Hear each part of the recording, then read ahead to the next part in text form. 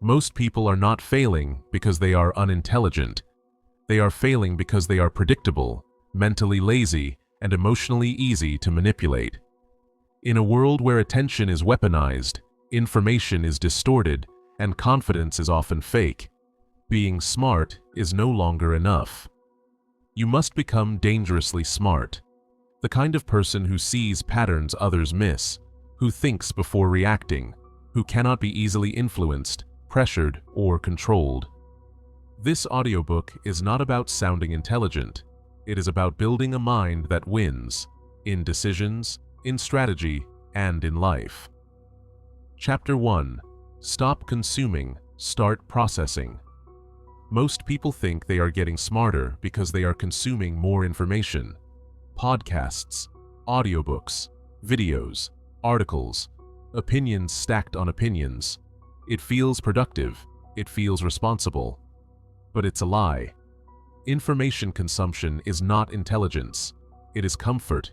It is mental junk food. It keeps you busy, not sharp. And if you don't understand this early, you will stay average for a very long time while believing you are improving. Here is the truth most people don't want to hear. You can listen to 10 audiobooks a month and still make weak decisions.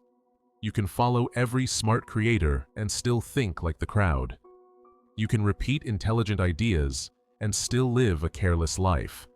Because intelligence does not come from input, it comes from processing. Information is everywhere. Interpretation is rare. That single sentence explains why most people never pull ahead. You have a choice. You can stay a consumer, or you can become a processor. One makes you feel informed. The other makes you dangerous. Most people today are not ignorant. They are overloaded. They are drowning in information and starving for clarity. They confuse familiarity with understanding. They hear an idea and say, "That makes sense." They hear it again and say, "I already know this." Then they move on without changing a single behavior. That is not learning. That is mental tourism. You visit ideas, but you never live in them. This is where smart people get trapped. They keep collecting ideas instead of extracting value. They chase novelty instead of depth. They believe the next piece of information will finally unlock clarity. It never does. Because clarity does not come from more inputs. It comes from better thinking about fewer things. That's the key. When you consume without processing, you outsource your thinking. You let someone else decide what matters. You let someone else frame reality for you. You don't need their permission to think, but when you don't process, you are silently giving it away. Let me make this concrete. 2 employees attend the same meeting, same room, same presentation, same information. One writes notes, the other watches the room. One records what was said, the other listens for what wasn't. One focuses on tasks, the other notices tone, hesitation, power dynamics, and future implications. Months later, one is still executing. The other is influencing decisions. Same information, different processing. That difference compounds over years. Processing is not talent, it is discipline. And discipline is uncomfortable. Consuming is easy. Processing requires friction. It requires you to pause when everyone else rushes. It requires you to sit with uncertainty instead of immediately agreeing or reacting. That's why most people avoid it. But that pause is where intelligence lives. That's the key. Modern culture rewards speed, fast opinions, instant reactions, immediate responses. But speed without thought creates fragility. You react instead of respond. You repeat instead of refine. You become predictable. And predictable people are easy to manipulate, easy to sell to, easy to control. You have a choice. Be fast and average, or slow and lethal. The first discipline of processing is simple, but most people never do it. Pause. Before you agree, pause. Before you share, pause. Before you act, pause. Ask yourself what the real point is. Ask what assumptions are being made. Ask who benefits if this idea is accepted. That small moment of resistance separates thinkers from followers. Information is everywhere. Interpretation is rare. The second discipline is translation. If you cannot translate information into behavior, you do not understand it. Understanding is not knowing the words. Understanding is knowing what changes. After every idea, ask yourself what this makes you do differently, what it makes you stop doing, and what decision it affects. If the answer is nothing, discard it. You don't need more ideas. You need fewer ideas with teeth. It's not about knowledge, it's about application. The third discipline is compression. Intelligent thinkers do not remember everything. They remember what matters. They reduce complexity into principles they can reuse.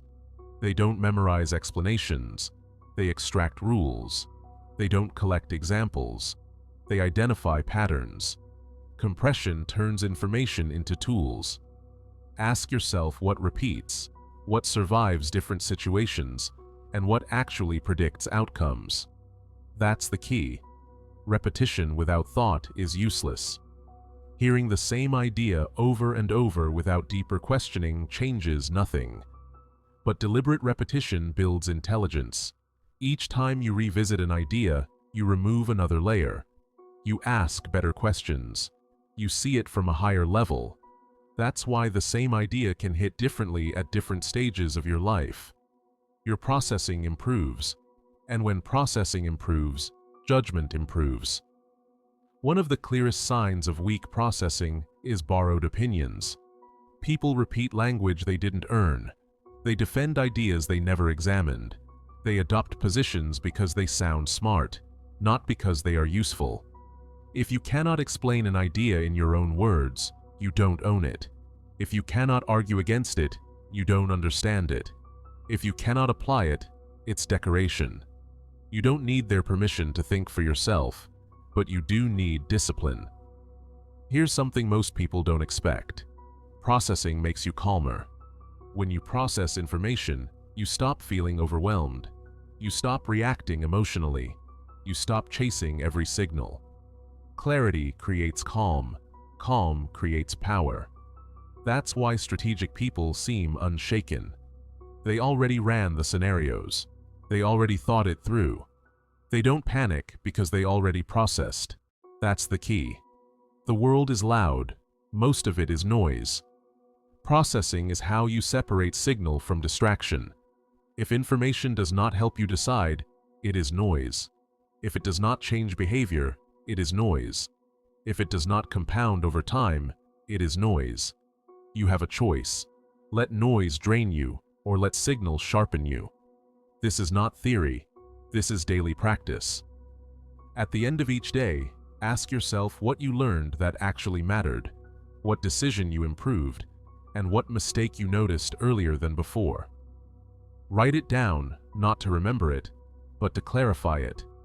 Clarity is the goal. That's the key. A person who processes becomes hard to rush, hard to deceive, and hard to pressure. They don't chase urgency. They create direction. They don't need approval. They need clarity. Over time, they rise quietly while others stay loud and stuck. Information is everywhere. Interpretation is rare. One last warning. If learning always feels safe, you are doing it wrong. Processing creates tension. It forces decisions. Endless consumption numbs that discomfort. You don't need more inputs. You need more judgment. You have a choice. Consume to feel smart, or process to become effective. Stop consuming like everyone else. Start processing like someone who intends to win. Pause more. Translate relentlessly. Compress aggressively. Information is everywhere. Interpretation is rare. You've stopped being a passive consumer.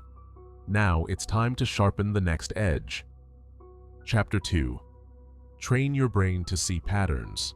Most people live inside moments. Smart people live inside patterns. That single difference decides who stays reactive and who becomes strategic. Events confuse average minds. patterns educate powerful ones. If you only see what is happening right now, you will always feel late, rushed, and slightly behind. If you see what keeps repeating, you start moving early, calmly, and with leverage. This is why two people can face the same situation and get completely different outcomes. One reacts emotionally to what just happened. The other recognizes what this situation belongs to. You have a choice: react to the moment or understand the pattern. That's the key. Patterns exist everywhere. In people, in business, in money, in relationships, in power. Human behavior is predictable over time, not because people are simple, but because incentives repeat. Fear repeats. Ego repeats. Laziness repeats. Ambition repeats. When you train your brain to notice these loops, life stops feeling random. Most people don't see patterns because they are addicted to drama. Drama focuses on exceptions. Intelligence focuses on repetition. News highlights rare events. Smart thinkers study what happens again and again. If you let headlines train your mind, you become reactive. If you let patterns train your mind, you become prepared. Here's where most people mess this up. They think pattern recognition is talent. It's not. It's attention. It's discipline. It's the habit of asking one extra question after everyone else moves on. Not, what happened, but, where have I seen this before? You don't need their permission to slow down and think, but you do need to stop letting urgency hijack your brain. Look at people who always end up in the same bad situations, same toxic relationships, same financial stress, same career frustration, different faces, same outcome. That's not bad luck. That's an unrecognized pattern. Until you see the pattern, you will keep repeating it while blaming circumstances. That's the key. Patterns repeat until they are understood. High performers don't memorize facts. They store frameworks. They don't remember details. They remember signals. A signal is something that shows up early, before consequences arrive. Tone changes. Energy shifts. Behavior inconsistencies. Missed deadlines. Overpromising. Defensive language. These are not random. They are previews. Once you see enough previews, you stop being surprised. This is how experienced people seem calm in chaos. They've seen this movie before. Different actors, same script. You have a choice. Stay surprised or start predicting. Pattern recognition requires distance.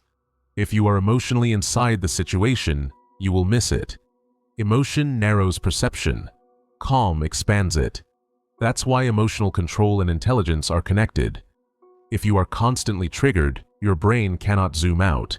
You stay stuck in details. It's not about being cold. It's about being clear. Most people ask, what should I do right now? Smarter people ask, what usually happens next? That one question upgrades your thinking instantly. Patterns don't shout. They whisper. You only hear them when you stop reacting. Here's a simple practice.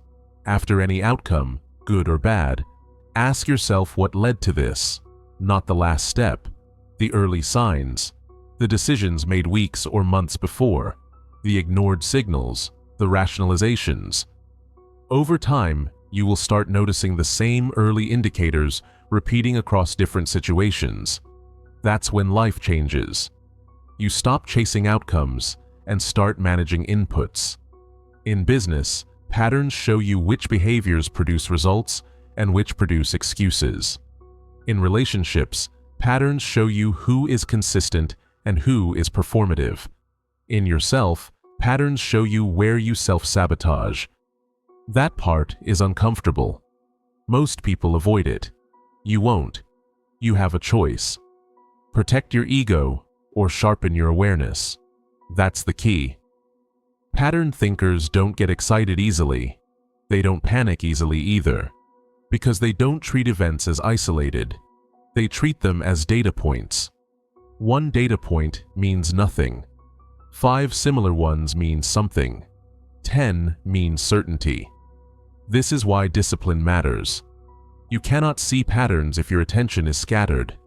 If your mind is constantly jumping, refreshing, scrolling, reacting, you will only see noise. Focus creates pattern recognition. Focus is not talent, it's training. Information is everywhere. Interpretation is rare. Pattern recognition is interpretation over time. Once you train this skill, people start calling you intuitive. You're not intuitive. You're observant. You're patient. You're disciplined enough to notice what others ignore. And once you see patterns, you gain timing. Timing beats speed. Timing beats effort. Timing beats intensity. You stop forcing outcomes and start positioning yourself. That's power. But there is a problem. Seeing patterns requires emotional control. If your emotions spike, your perception collapses. Which brings us to the next discipline. You now understand how to stop living in moments and start thinking in patterns. But patterns are useless if your emotions hijack your decisions. So now we go deeper. Chapter 3. Control emotion. Before it controls intelligence. Most people don't lose because they lack intelligence. They lose because emotion hijacks their thinking at the worst possible moment. Anger, fear, ego, excitement, insecurity. These emotions don't just influence decisions, they replace them. And once emotion takes control, intelligence leaves the room.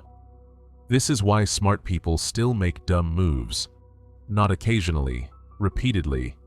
You have a choice. Let emotion drive, or keep intelligence in the seat. That's the key. Emotion is fast. Intelligence is slow. Emotion wants relief now.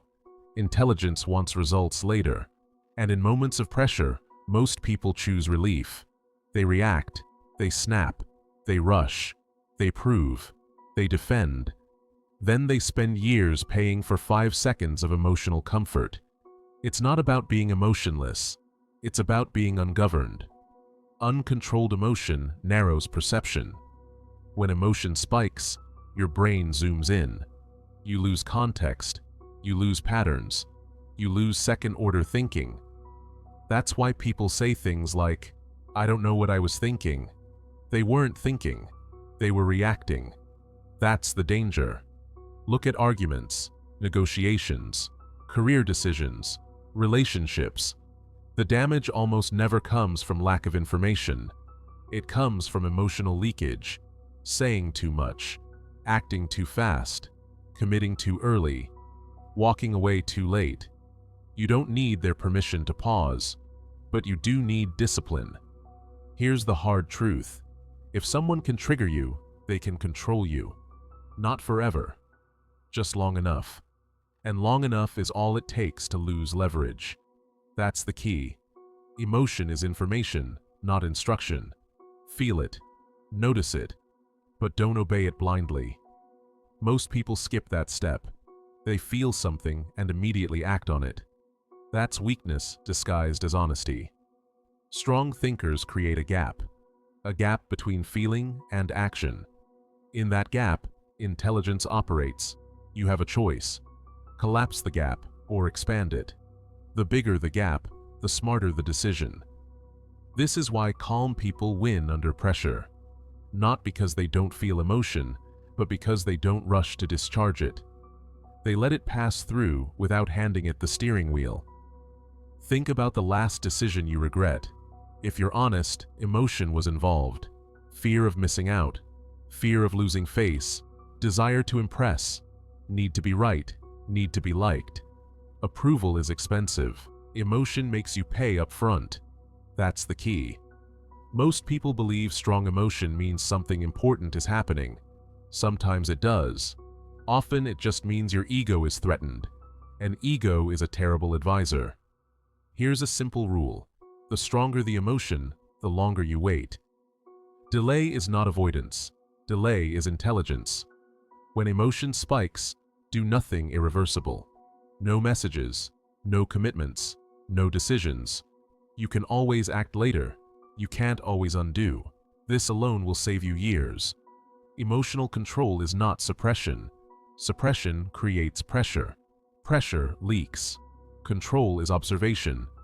You notice the emotion without becoming it. You name it. You let it run its course. Then you decide. That's power. People who lack emotional control are predictable. They get angry at the same triggers, defensive at the same comments, excited at the same signals. Over time, others learn how to push their buttons. Strategic people don't have visible buttons. You have a choice. Be readable or be disciplined. That's the key. Emotion also distorts time. In emotional states, short-term outcomes feel massive and long-term consequences feel abstract. That's why people trade long-term stability for short-term relief. Intelligence restores time perspective. It asks, how will this age? Most emotions don't survive that question. If a decision only makes sense emotionally, it usually fails strategically. Here's a practice. When you feel a strong urge to act, ask yourself one question. What would this look like if I waited 24 hours? Not because waiting is always right, but because distance reveals truth. Emotion hates distance. Intelligence loves it. Over time, you will notice something interesting. The urge weakens, clarity increases, options expand. That's the key. Emotional control also changes how people treat you. Calm people are respected. Reactive people are managed. If you want leverage, control your internal state. No one takes strategic direction from someone who can't control themselves. This applies everywhere. Business, relationships, leadership, even personal boundaries. When you stay calm, others reveal themselves. When you react, you reveal yourself. Information is everywhere. Interpretation is rare. Emotional control protects interpretation. Here's the uncomfortable part. You cannot outsource this. No book, no mentor, no system can do this for you. You build emotional discipline through repetition, by catching yourself, by delaying action, by reviewing mistakes without self-justification. It's not about flawlessness, it's about recovery speed. You will feel emotion. That's human. The question is how quickly you regain control. You have a choice. Stay emotional and impulsive, or calm and dangerous. That's the key. Once you control emotion, your intelligence finally gets space to operate. You see patterns more clearly. You process information better. You stop making the same mistakes with different names. But emotional control alone is not enough. Even calm people can think poorly if they ask weak questions. So now we move to the next layer. You've learned to slow emotion. Now it's time to upgrade the engine of your thinking itself. Chapter 4. Ask better questions than everyone else. Most people think intelligence is about having answers. It's not. Answers are cheap. Questions are expensive. Anyone can repeat an answer they heard somewhere else. Very few people can ask a question that changes direction. And direction is what separates movement from progress. You don't rise because you know more answers. You rise because you ask better questions than the people around you. That's the key. Weak questions trap you inside surface-level thinking. Strong questions force clarity. Average people ask questions that feel safe. Smart people ask questions that feel uncomfortable. Because uncomfortable questions expose reality instead of protecting ego. You have a choice. Ask questions that make you feel smart, or ask questions that make you better. Most people ask, "What should I do?" That question assumes confusion and hands power to someone else. Strategic thinkers ask, "What problem am I actually solving?" That question reframes everything. It removes noise. It forces precision. This is why two people can face the same situation, and one moves forward while the other stays stuck. One is reacting to the surface problem. The other is questioning the structure underneath it. That's the key. Bad questions look like this. How do I get more motivation? How do I get rich fast? How do I avoid failure? These questions are vague, emotional, and outcome-obsessed. They lead nowhere. Good questions sound different. What habits make motivation unnecessary? What skills create leverage over time? What failures are unavoidable at my level? See the difference. One seeks comfort, the other seeks truth. You don't need their permission to ask uncomfortable questions, but you do need courage. Most people avoid better questions because better questions create responsibility. Once you ask the right question, you can't unsee the answer. And once you see it, you're accountable. That's why people stay shallow. Depth demands action. That's the key. Questions also determine how you interpret information. Two people hear the same advice. One asks, "Does this apply to me?" The other asks, "Under what conditions would this fail?" One becomes a follower. The other becomes a thinker. If you want to become dangerously smart, you must interrogate ideas, not admire them. Here's a rule. Never accept information without asking at least one follow-up question. Not out loud. Internally. Ask what assumptions are being made. Ask what is being ignored. Ask who benefits if this advice is followed blindly. Information is everywhere. Interpretation is rare. Questions create interpretation. Most people are taught to answer questions in school. Almost no one is taught how to ask them. And that's not an accident. People who ask good questions are hard to control. They don't accept surface explanations. They don't follow scripts easily. They see gaps. You have a choice. Be manageable or be independent. That's the key. Questions also shape identity. Ask weak questions long enough, and you become a weak thinker. Ask strong questions consistently, and your standards rise automatically. You stop tolerating vague answers. You stop accepting lazy explanations. You stop settling. This applies to your career. Instead of asking, "How do I get promoted?" ask, "What problems do promoted people solve that others avoid?" Instead of asking, "How do I be confident?" ask, "What skills would make confidence irrelevant?" Better questions eliminate fake progress. They also save time. Most people waste years because they're solving the wrong problem well. Strong questions prevent that. They force alignment before effort. Effort without alignment is exhaustion. That's the key. Here's a simple practice. At the end of any decision, ask yourself one question. What question should I have asked earlier? That reflection sharpens future judgment faster than any book. Over time, you will notice a shift.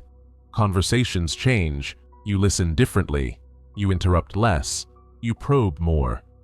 People either respect you more or avoid you more. Both are useful signals. You don't need approval. Approval is expensive. Clarity is cheaper. Questions also protect you from manipulation. Manipulation relies on emotional framing and incomplete information. Good questions break frames. They slow momentum. They expose intent. That's why manipulators hate being questioned calmly. Stay calm. Stay curious. Stay precise. That's the key. Asking better questions is a discipline, not a trick.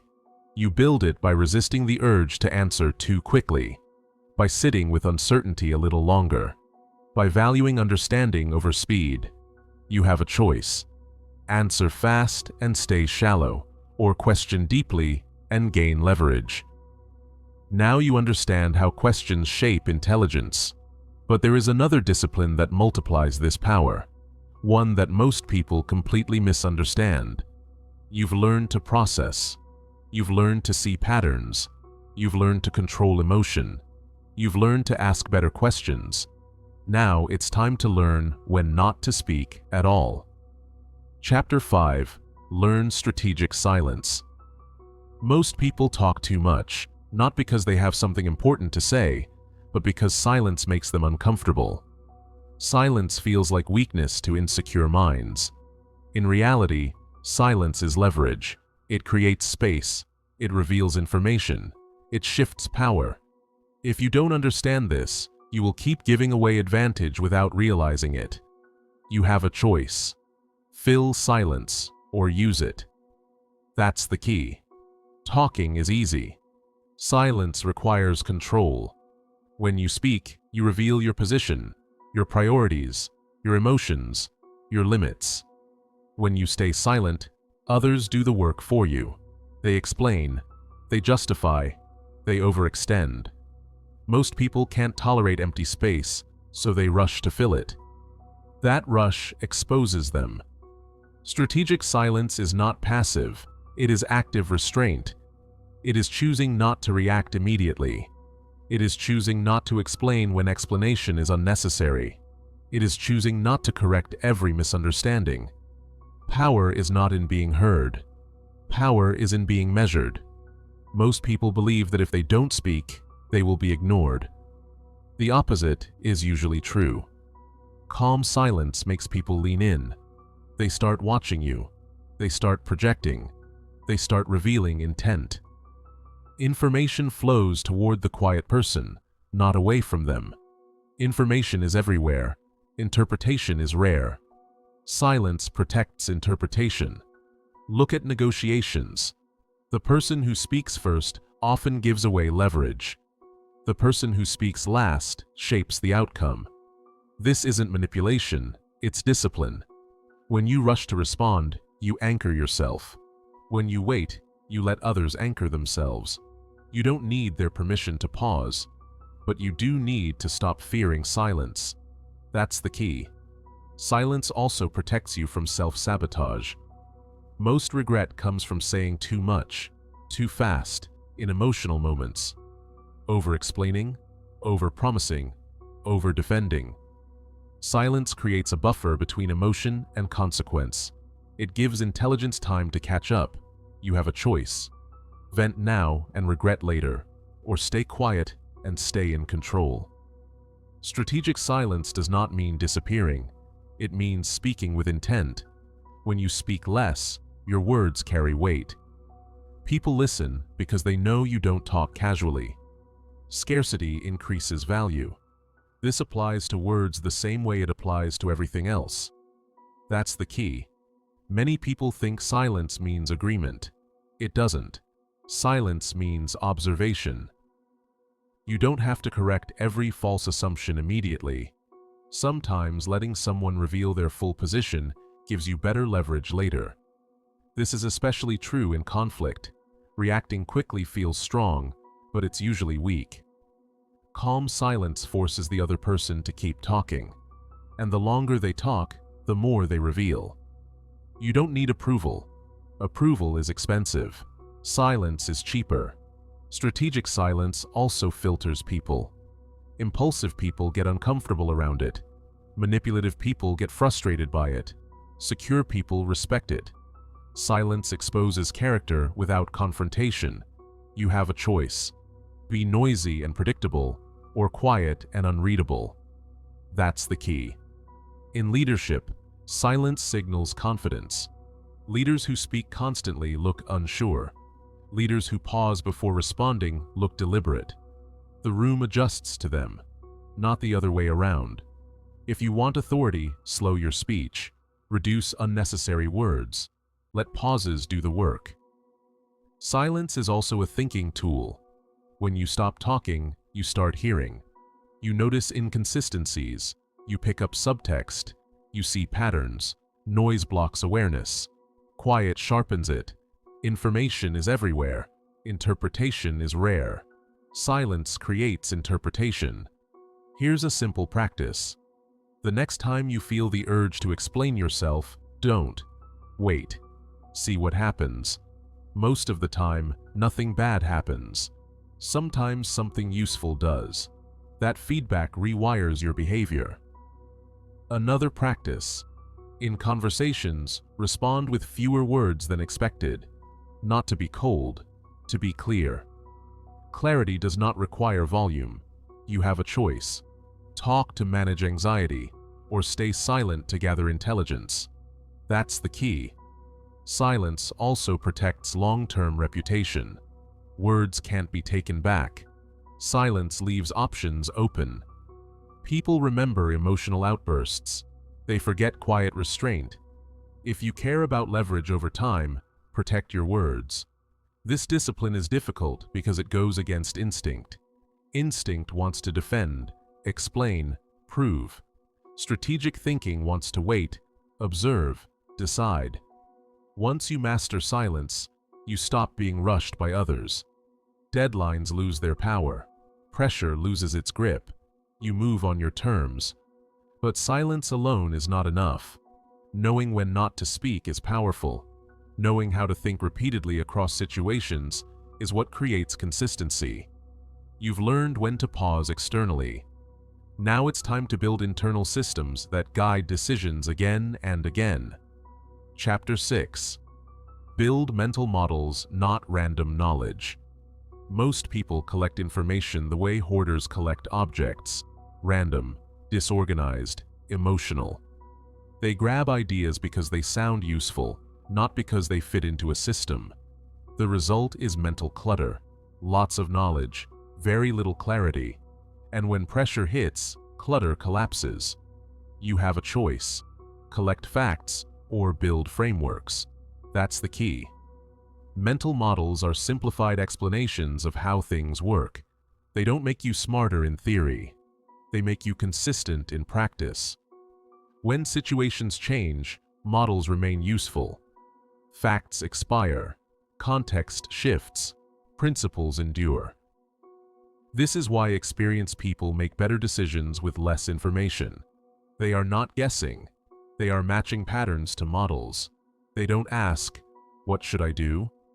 They ask, "Which model applies here?" Random knowledge makes you interesting. Mental models make you effective. Information is everywhere. Interpretation is rare. Mental models are interpretation stored for reuse. Most people rely on memory. Smart thinkers rely on structure. Memory fails under stress. Structure holds. That's why in high-pressure environments, the person with fewer but stronger models outperforms the person with more facts. You don't need their permission to simplify, but you do need to let go of the illusion that complexity equals intelligence. That's the key. Look at common mistakes people repeat: overcommitting, underestimating risk, ignoring trade-offs, chasing short-term rewards. These are not random errors. They come from missing models: opportunity cost, incentives, compounding, second-order effects. Once you understand these, entire categories of mistakes disappear. Mental models don't give you answers. They give you filters. They tell you what to ignore. And knowing what to ignore is more valuable than knowing what to include. You have a choice: react to every variable or filter ruthlessly. Most people think smarter decisions require more thinking. Often, they require better elimination. Mental models reduce noise. They force trade-offs. They reveal hidden costs. That's the key. Take opportunity cost. Every yes is a no to something else. Most people only see what they gain. Model thinkers see what they give up. That alone changes how you choose jobs, relationships, projects, and commitments. You stop being busy and start being intentional. Or incentives. People respond to incentives, not words. Once you internalize this, confusion about behavior disappears. You stop being surprised by outcomes.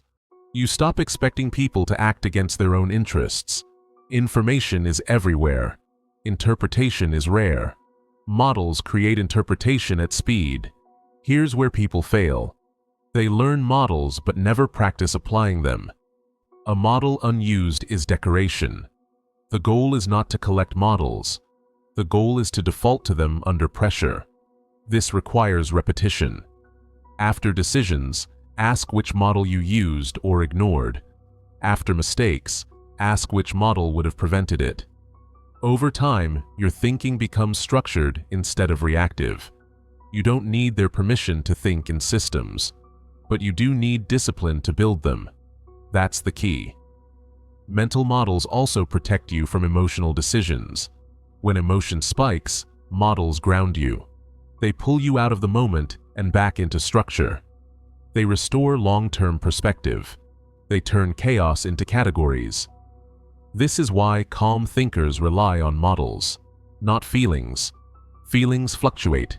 Models remain stable. You have a choice. Decide emotionally or decide structurally.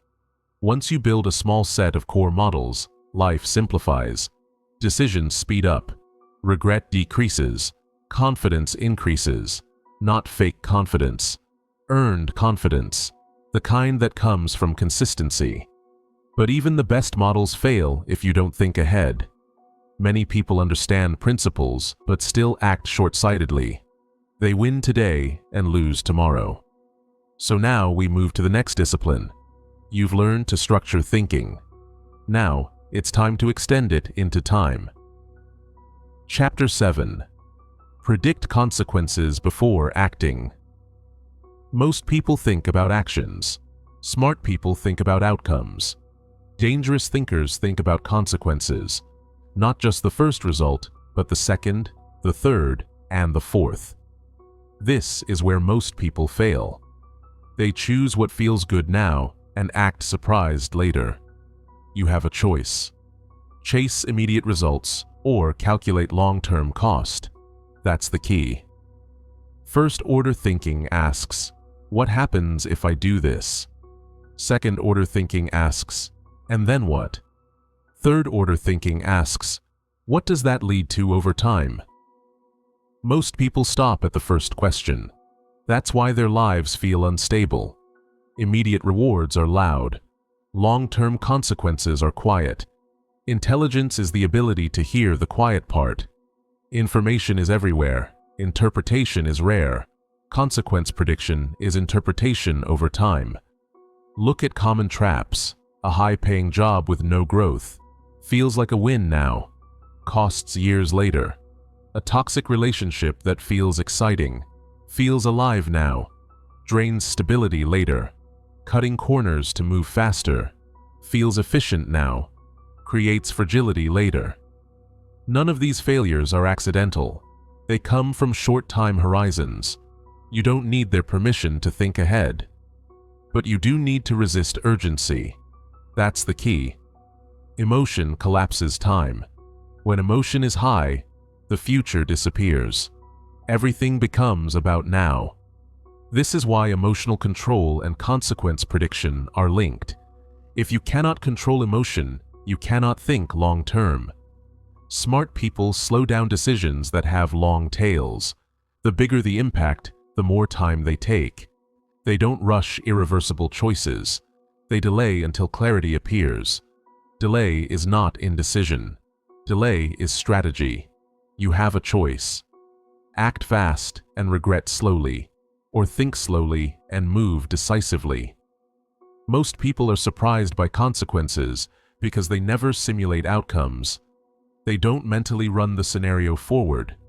They don't ask what this decision demands next month, next year, next decade.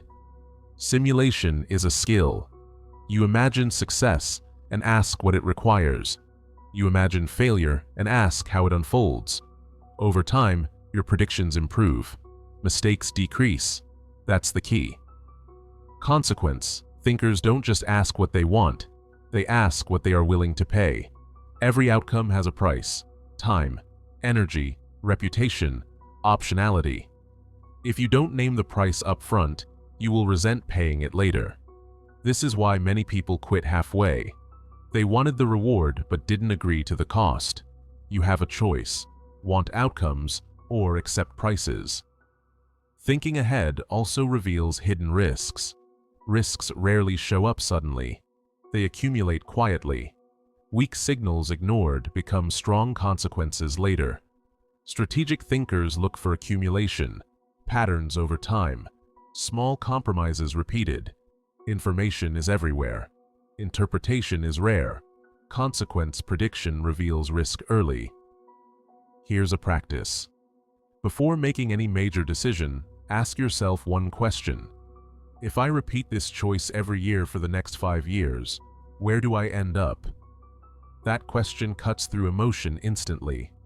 Another practice. Ask what this decision makes harder tomorrow. Every choice closes doors. Smart people notice which ones. That's the key. Predicting consequences doesn't make you cautious. It makes you precise. You still take risks, but they are calculated. You still move fast, but in the right direction. Most people drift because they never connect actions to outcomes. They live in fragments. Strategic thinkers live in trajectories. You have a choice: drift or design. Once you master consequence prediction, you stop being reactive. You stop being surprised. You stop being trapped by short-term thinking. But there is another trap that destroys intelligence even in long-term thinkers: the need for approval. So now, we go there. Chapter 8. Remove the need for approval. The need for approval quietly destroys intelligence. Not because approval is bad, but because needing it makes you dishonest with yourself.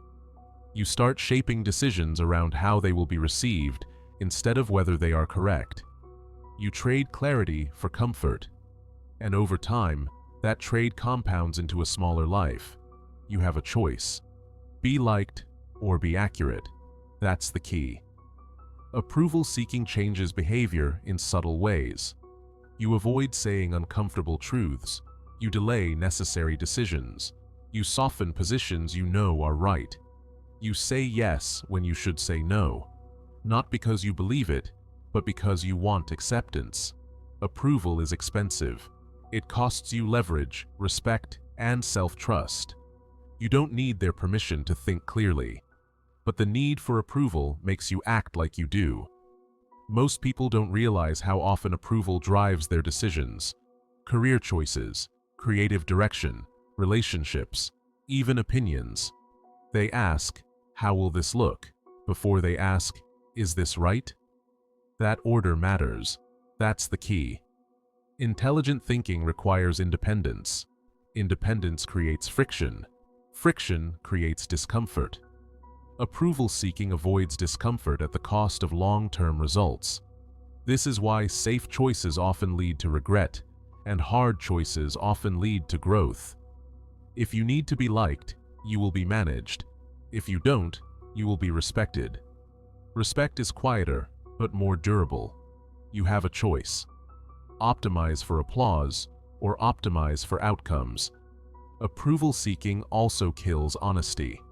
You start editing yourself before reality does. You lie by omission. You pretend to agree. Over time, this weakens judgment. If you don't say what you think, you stop thinking clearly. Information is everywhere. Interpretation is rare. Approval distorts interpretation. Removing the need for approval does not mean becoming arrogant or careless. It means aligning your decisions with reality instead of reactions. You still listen. You still consider feedback.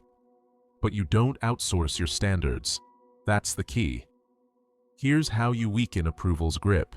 Start by noticing when your behavior changes around certain people, when you speak less honestly, when you over-explain, when you seek reassurance. Awareness is the first break. Then, practice small acts of independence. State your position calmly. Let silence sit. Don't rush to justify. Most fear around disapproval is imagined. Reality is quieter than your mind predicts. You have a choice: avoid tension now or avoid regret later. Approval seeking also keeps people intellectually shallow. They adopt popular opinions instead of examined ones. They defend group beliefs instead of truth. Dangerous thinkers don't do that. They think alone before they agree publicly. This is why originality is rare. It requires standing alone early. Most people wait until an idea is safe. By then, the advantage is gone. That's the key. Once you remove your thinking sharpens. Decisions speed up. Stress drops. You stop performing and start operating. You become consistent across rooms. No mask switching. No energy leakage. But there is one force stronger than approval that still shapes thinking. Environment. You can think clearly in isolation, but your surroundings will eventually pull you up or drag you down. So now, we move to the next discipline. Chapter 9. Upgrade. Your circle or stay mentally stuck. Your environment is stronger than your intentions. You can be disciplined, motivated, and intelligent. But if your circle is weak, your thinking will slowly degrade. Not dramatically. Quietly. Standards slip. Excuses normalize. Mediocrity feels acceptable. This is how capable people get stuck without realizing when it happened. You have a choice. Adapt upward or decay silently. That's the key. People around you shape what feels normal, not what is possible. What feels normal. If everyone complains, complaining feels justified. If everyone avoids responsibility, avoidance feels smart. If no one thinks long-term, urgency feels real. You don't need advice to be influenced. Proximity is enough. Information is everywhere. Interpretation is rare. Environment shapes interpretation. Most people underestimate this because influence is subtle.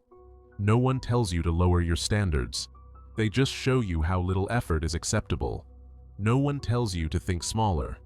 They just react negatively when you think bigger. Over time, you adjust. That's the danger. Upgrading your circle is not about cutting people off dramatically. It's about exposure. What ideas you hear.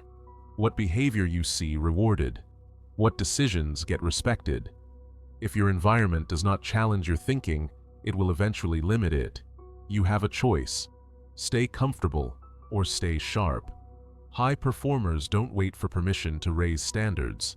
They seek environments where they are the least impressive person in the room. Not for ego damage, but for calibration. When your standards rise, your thinking has to follow. That's the key. Look at your current circle. What do they optimize for? Comfort or growth? Short-term relief or long-term outcomes? Drama or discipline? You will slowly match their priorities. This is not weakness, it's human. Smart people design around this instead of pretending they are immune. Upgrading your circle also changes your self-talk. When you hear better questions, you start asking them. When you see disciplined behavior, excuses feel louder. When you witness long-term thinking, impulsiveness feels childish. Information is everywhere. Interpretation is rare. Circles shape interpretation. This doesn't mean everyone around you must be perfect. It means someone around you must be better. Someone who challenges your assumptions. Someone who's calm under pressure makes your reactions obvious. Someone whose standards expose your shortcuts. You have a choice. Be the smartest person in the room and stagnate, or be the student and evolve. There is resistance here. Guilt, loyalty, fear of outgrowing people. But growth always creates distance before it creates alignment. If you avoid that discomfort, you cap your future. That's the key. Upgrading your circle also protects you from self-deception. Weak environments normalize poor decisions. Strong environments make them visible. Feedback becomes sharper. Excuses don't land. You either grow or you leave. And that's how it should be. But environment alone is not enough. Even in the right circle, thinking degrades without discipline. Intelligence without structure decays. Insight without repetition fades. So now we move to the final discipline. You've changed how you think, who you listen to, and how you decide. Now it's time to make it permanent. Chapter 10. Practice ruthless. Mental discipline. Daily. Everything you've learned so far is useless without discipline. Not motivation, not inspiration. Discipline. Because intelligence does not stay sharp on its own. It decays. Slowly. Quietly. You don't suddenly become stupid. You just stop paying attention. You stop reviewing decisions. You stop questioning assumptions. And before you realize it, you're operating on autopilot again. You have a choice. Maintain your mind or let it drift. That's the key. Most people believe intelligence is something you acquire once and keep forever. That belief is dangerous. Thinking is a skill. Skills require practice. When practice stops, skill fades. This is why people who were once sharp become sloppy. Not because they lost ability, but because they lost discipline. Ruthless mental discipline means you don't trust your first thought. You don't trust your emotional reaction. You don't trust familiarity. You verify. You reflect. You review. Every day. Information is everywhere. Interpretation is rare. Discipline protects interpretation. Mental discipline starts with review. At the end of each day, you look back. Not emotionally, objectively. What decisions did you make today? Which ones worked? Which ones didn't? What patterns showed up again? What emotion influenced you more than it should have? Most people avoid this because it's uncomfortable. Reflection exposes patterns they'd rather ignore. But this is where growth lives. You have a choice. Avoid discomfort now or repeat mistakes later. That's the key. Ruthless discipline also means limiting inputs. Just because information is available doesn't mean it deserves your attention. Scattered inputs create scattered thinking. Focused inputs create leverage. Smart people protect their attention aggressively. They don't chase updates. They schedule thinking. If you don't control your inputs, someone else will. Mental discipline means deciding in advance how you will think under pressure. You don't wait for the moment. You pre-commit. You build rules. Rules remove emotion from decision-making. When emotion spikes, rules hold. This is why disciplined people look calm. They already decided how they would behave. That's the key. Another part of discipline is repetition. You revisit core principles regularly. Not because you forgot them, but because repetition deepens understanding. Each revisit sharpens judgment. Each cycle removes noise. This is why elite performers review basics constantly. Mastery is boring from the outside, ruthless from the inside. You have a choice.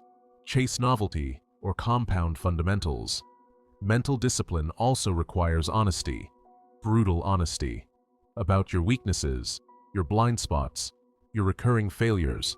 Excuses feel good short-term. Honesty fixes problems long-term. If you lie to yourself, your intelligence works against you. That's dangerous. Disciplined thinkers don't ask how to look better.